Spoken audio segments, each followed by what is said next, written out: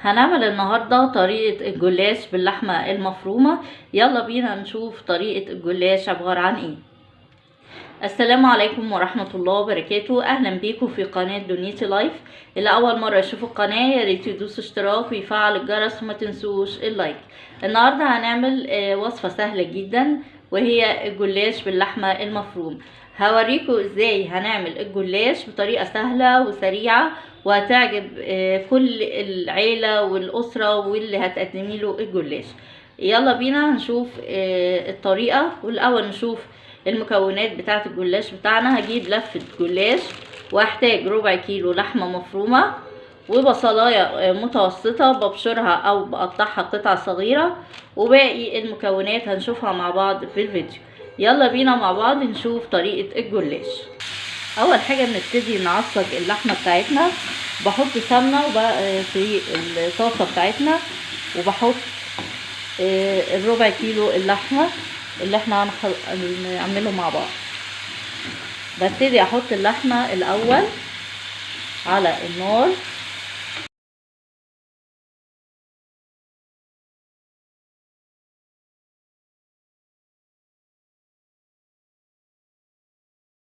بعد كده ابتدي احط البصل بتاعها.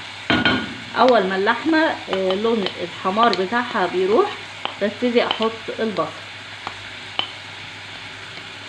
وابتدي اقلبهم مع بعض. عايزه تحط اضافات تانية، فلفل اخضر، زيتون، زي ما تحب.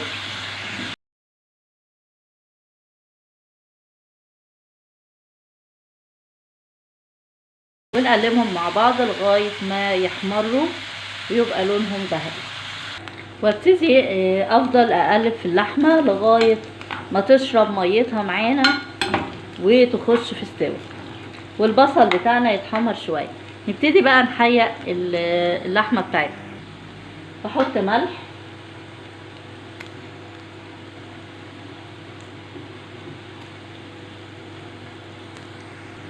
بهارات لحمه حاجه بسيطه مش كتير،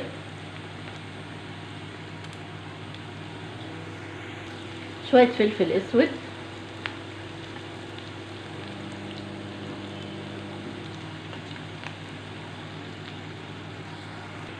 شويه بابريكا،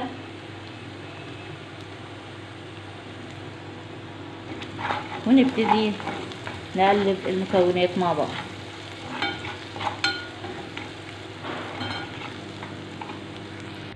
وادي شكل اللحمه بعد ما اتعصجت وحطيتها في الطبق. نبتدي بعد كده نعمل الجلاش بتاعنا. بنجيب صينيه وبندهنها سمنه.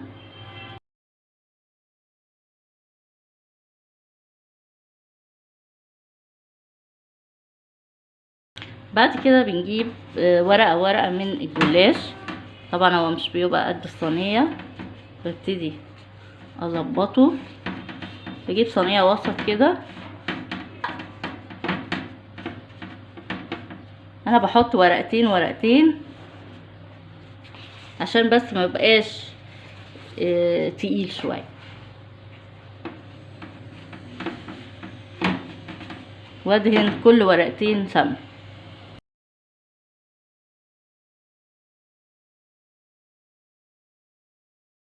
طبعا ما بيبقى كبير انا بتني الورقه.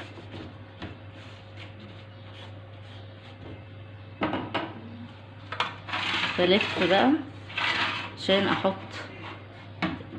ورق الناحيه التانية. ورقتين برضو.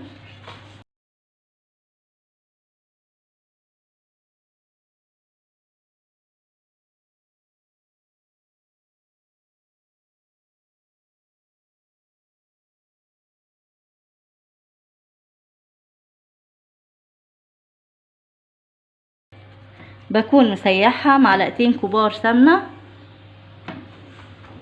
وابتدي ادهن بيها الجلاش بتاعنا.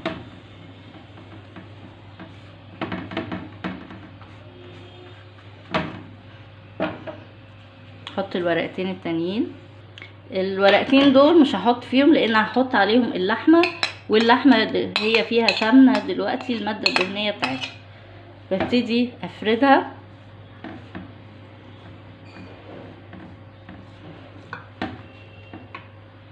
بعد كده ابتدي احط ورقتين تاني، النص التاني من الجلاش بتاعنا.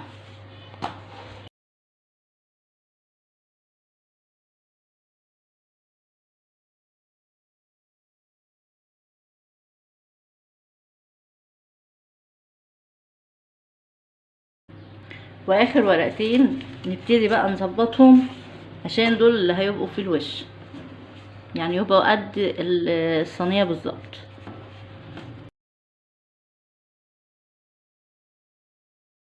نقطع الزيادات اللي موجودة.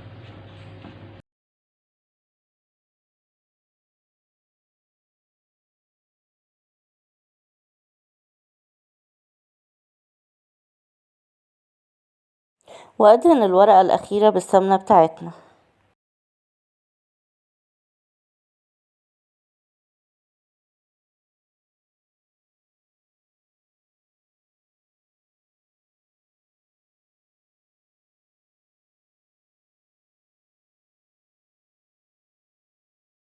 هبتدي اقطعه قبل ما احطه في الفرن بتاعنا.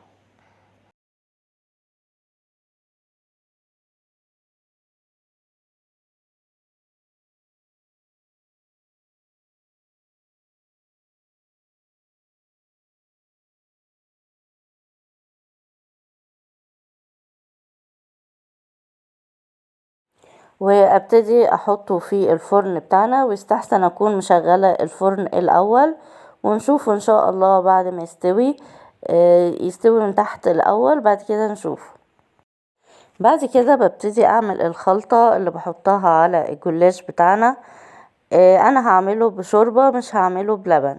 والشوربة عندنا كده موجودة ومتحيقة، بس تبقى شوربة ساقعة.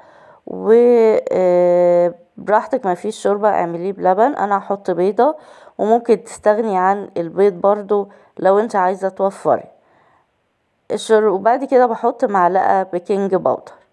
البيكنج باودر بيعليه وبيخليه كده هش وحلو، ونقلبهم مع بعض. بعد ما اتحمر من تحت وخد لون من الجوانب، هبتدي بعد كده احط له الخلطة بتاعتي اللي انا عملتها، او الشوربة بتاعتنا اللي احنا عملناها للجلاش بتاعنا. ابتدي ازقيم منها،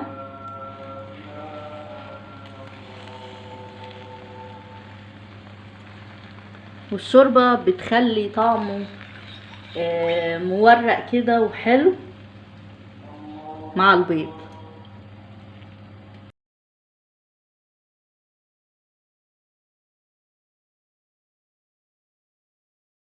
وابتدي احطه تحت الشواية بتاعتنا. وادي الجلاش بتاعنا بعد ما طلعته من الفرن، شايفين لونه جميل ازاي ومورق. نبتدي نقطعه تاني، وعلي معانا كمان.